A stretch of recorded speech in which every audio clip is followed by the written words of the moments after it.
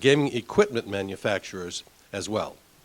In addition to our juried categories, we will be presenting today the Lifetime Achievement Award for Gaming Communications to Dan Heneghan, who spent 30 years in the middle of the Atlantic City gaming market, first as a beat reporter for the press of Atlantic City and now as a public information officer for the New Jersey Casino Control Commission. He's seen it all, and if you need to know anything about the biggest gaming market outside of Las Vegas in this country, he's your man. But before we do that, I would like to acknowledge our sponsors, Global Gaming Expo and Piercy Bowler, Taylor & Kern.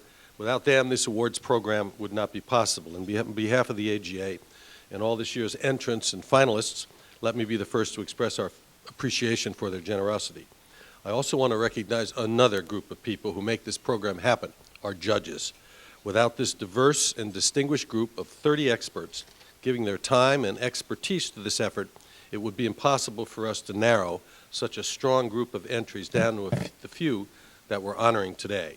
These academics, financial analysts, artists, marketing and public affairs experts each generously volunteer their time. Many have been participating since we first started the awards 10 years ago. I won't name of them all right now, but a full list can be found in your program. For those judges here today, let me personally say thank you, and if the rest of you happen to recognize anyone you know on the list, please thank them the next time you see them. I know that evaluating so many outstanding entries cannot be easy, and I salute them for taking the time to help us. So let's get right into it. The ballot tabulation process is a vital part of the integrity of the competition, and for 10 years, the accounting firm of Piercy Bowler, Taylor & Kern have been responsible for tabulating all of the ballots we receive from our judges, and we thank Ralph Piercy and his team for their generous donation of their time and effort. And now it's my pleasure to invite Corey Lynn Knaus from Piercy Bowler to come forward and get us started. We really did have an excellent bunch of entrants, so those of you who won today should be proud.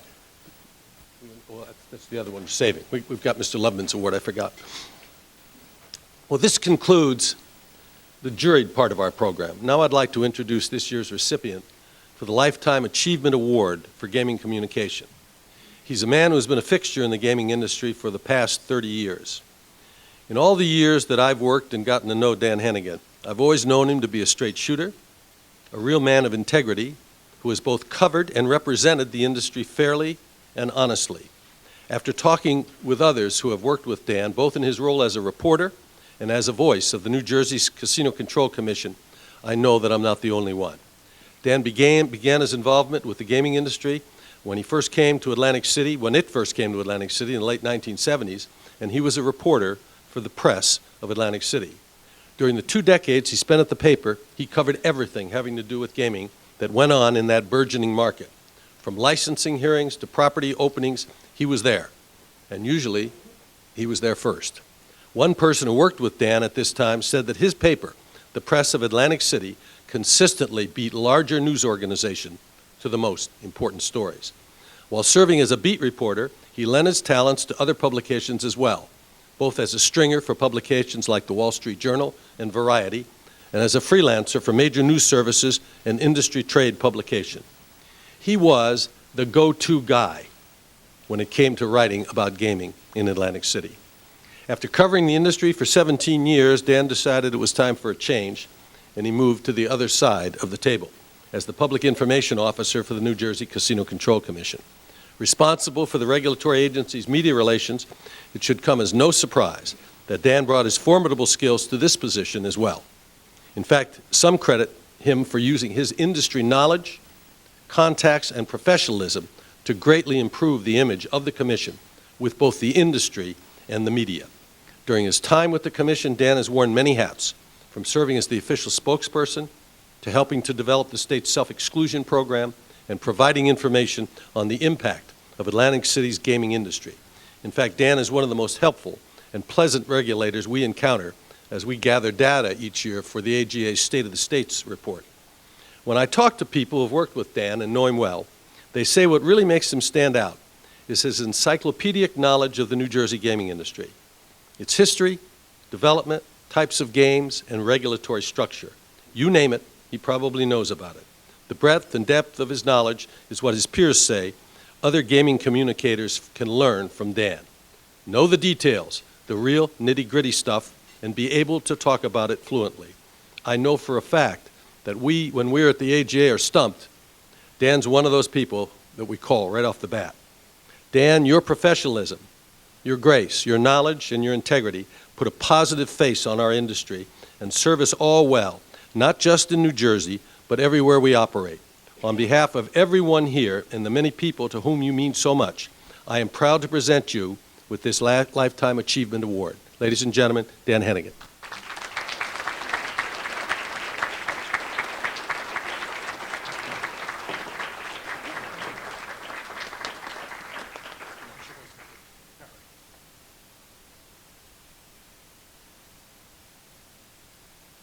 The floor is yours. I'm going to give this to your wife so you don't lose it. All right. Thank you, Frank, for those kind words. I mean, I almost want you to pinch me. Is this real? A Lifetime Achievement Award? I'm certainly looking out. I'm very awed by this. And I do want to start off thanking the most important person who makes it happen. That's my wife, Kathy. That's why I gave her the award. Her love and support over all the years enabled me to do what I do. And I also want to thank my two of my brothers, Bill and Dave, who traveled here from New York and Milwaukee, respectively, to share this moment with me. I appreciate it, guys. I'm joining a very elite group of people, apparently.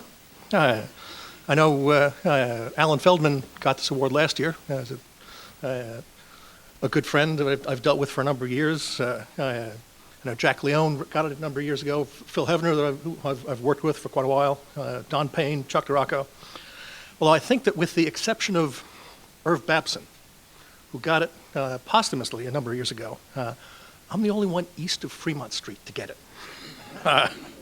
I assume in the future that there probably will be some others, but it's a nice distinction right now for me. I also recognize I'm not the only one being honored here today. And looking at some of the work that's been presented, I'm very impressed. There obviously are a lot of very talented, imaginative people out there.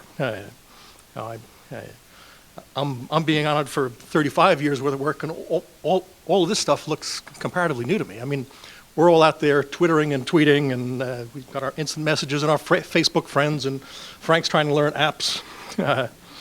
We juggle our cell phones and our Blackberries and our iPads and so on. None of that existed when I started.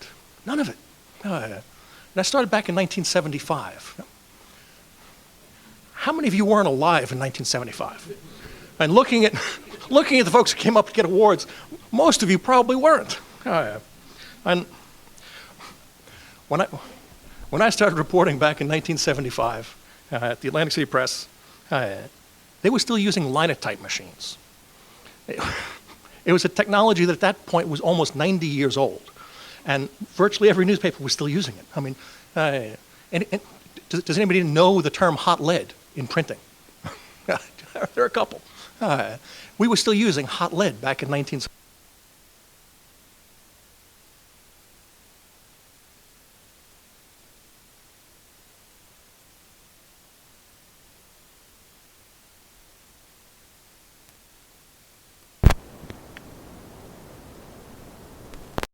Eliminate the risk of somebody composing transpose the pages.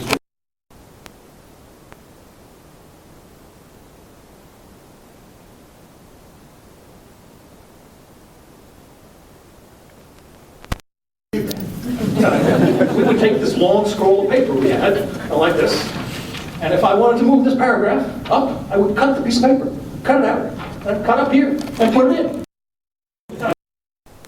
Paste guts. Where the terms cut and paste came from, we actually did. We had reporters in bureaus back then who used teletype machines. I don't know if any of you have ever seen a teletype machine.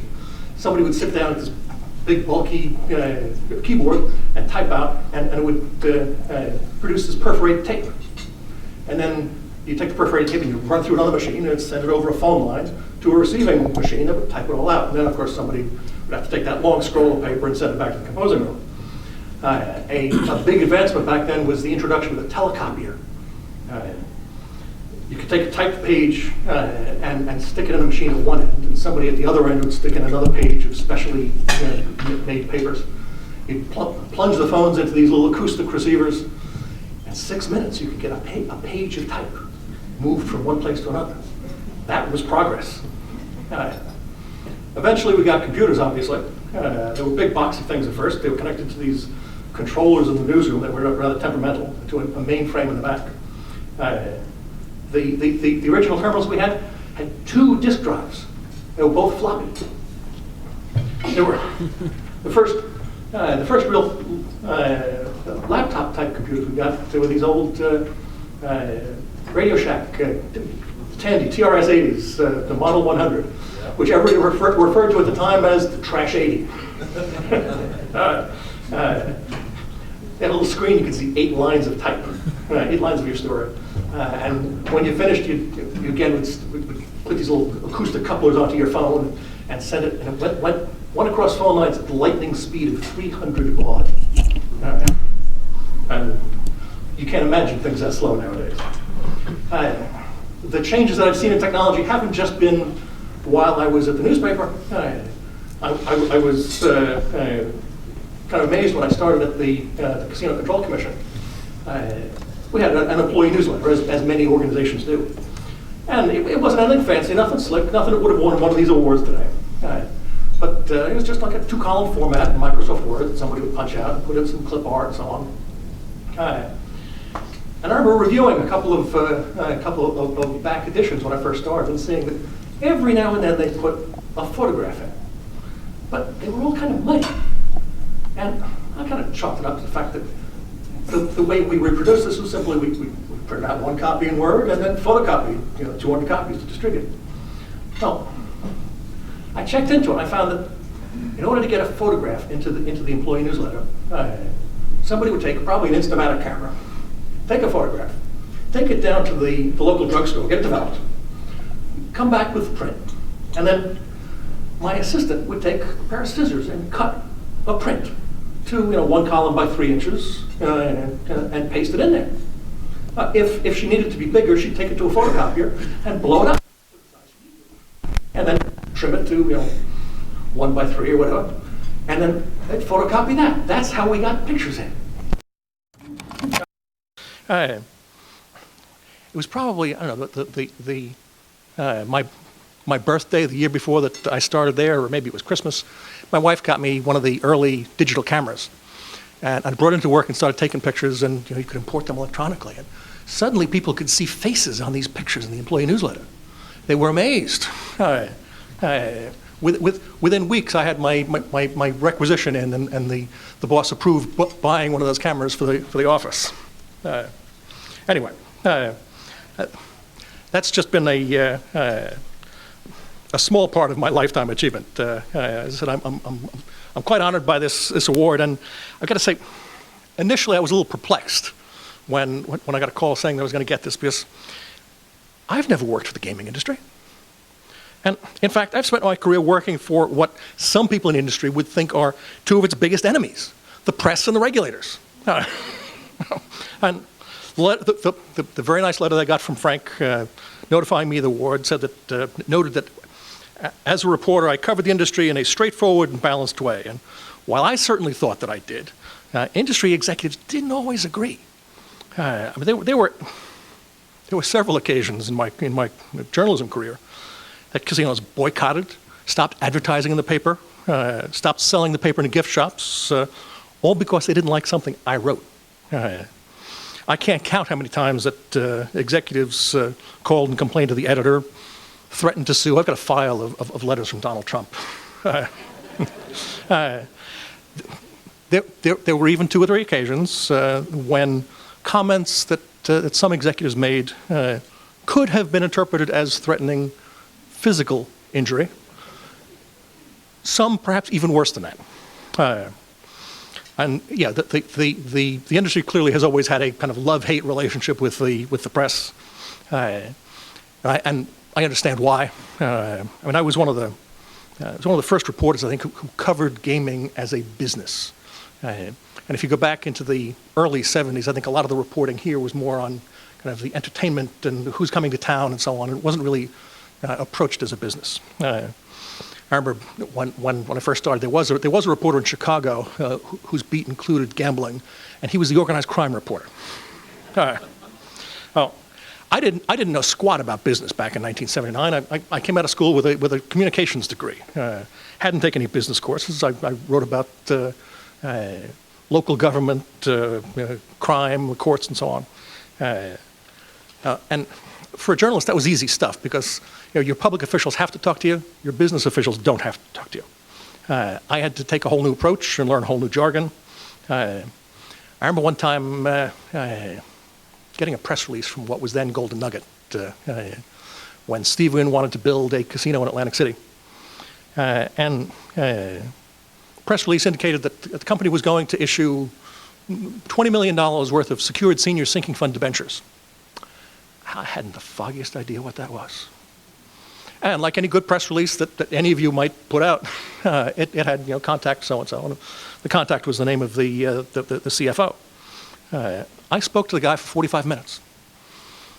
I still hadn't the foggiest idea what this press release was about because he assumed that I knew what a debenture was.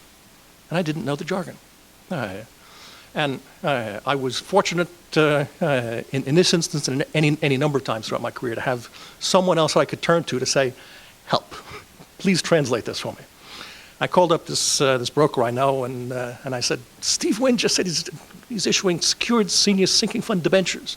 It sounded like something that Demosthenes said with his mouth full of pebbles. I said, what is it? And this broker very calmly said, oh, well, I didn't see the press release, Dan, but a debenture's a bond. You lend the company money, they pay you back with interest. Secured, the company goes belly up, there's some asset you can go after. Senior, you get there before somebody else does. And a sinking fund just is kind of the schedule when you paid off. In 45 seconds, he gave me the answer I needed that the other guy spent 45 minutes trying to tell me because I didn't know the jargon. So one piece of advice that I give to communicators regularly is make sure that when you're dealing with the media, you understand what level they're at, that make sure they know the jargon because the end result will be so much better, and there will not be as much of a strain in that love-hate relationship. Your image and their story will be a lot better. Having defended my former career a bit, let me move on to my current one and offer a defense of good regulation. Too often a regulated entity, whether it's a casino, a public utility, an airline, a brokerage firm, whatever, too often when they look at regulation just as an expense, a hassle that they have to deal with. Initially, they accept it as a part of doing business, a cost of doing business. Over time, regulations chafe. Budgets get tight. People look for ways to reduce costs, ease burdens. Regulations are an easy target. The cost of regulation in New Jersey isn't terribly burdensome. Out of every dollar of gross revenue that casinos in Atlantic City generate, the cost of my agency is 0.7 cents. It's not a lot to pay. You add our sister agency in New Jersey, which is the New Jersey Division of Gaming Enforcement, and it comes up to about 1.6 cents out of every dollar. What do they get for the money? They get a system that ensures that the state gets the right amount of taxes.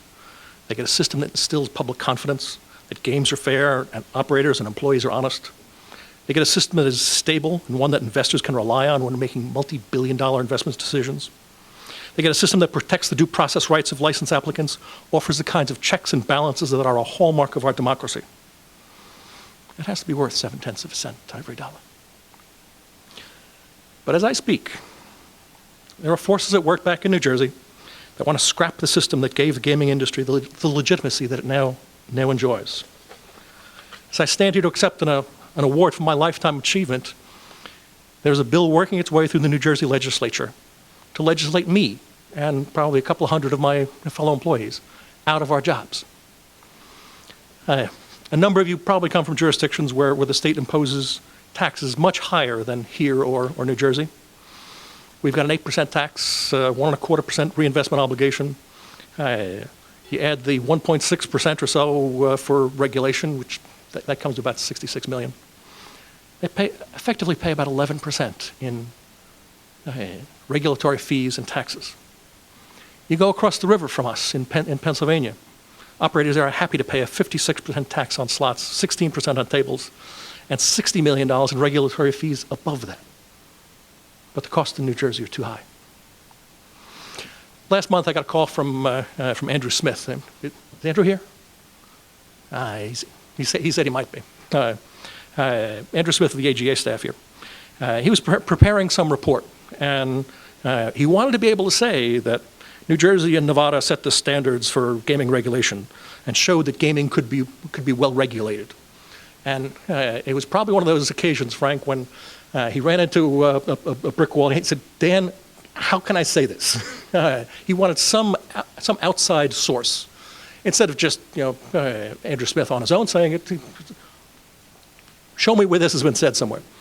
I pulled some up right away with there was a report from the accounting firm of Ernst & Young with a wonderful letter about the value of regulation. Gave it to him right away. It says, great.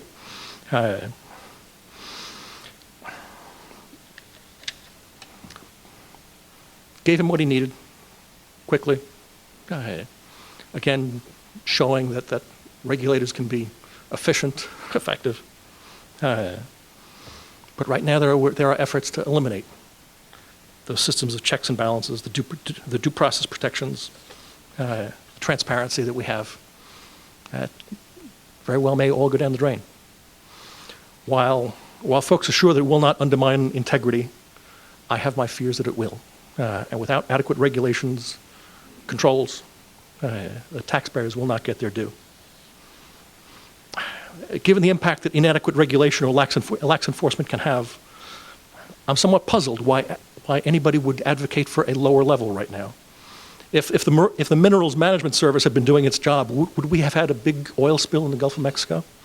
And weakened regulation by the SEC and banking regulators, what did that do to our economy? And I could cite a series of examples of disasters that occurred because of lax regulation, whether it's the FAA, the Atomic Energy Commission, or other agencies. And I can tell you that the only thing that will restore the balance between regulators and regulated is a scandal. And that's not what we want. As a regulator, I want to be here for years to come to make sure that scandal doesn't happen. I want to be able to keep telling anyone who will listen, that with proper regulation, casino gaming can be properly controlled and can produce the social and economic benefits for our communities. But this Lifetime Achievement Award notwithstanding, I may not get that opportunity. But I am particularly grateful for getting the award today. Thank you very much.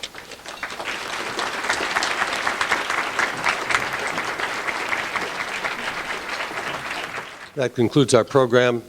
Dan, thanks. I think those of you who don't know him, listening to him, could feel the emotion and the goodness and what a decent human being he is. Thanks all of you for coming, and congratulations to the award winners.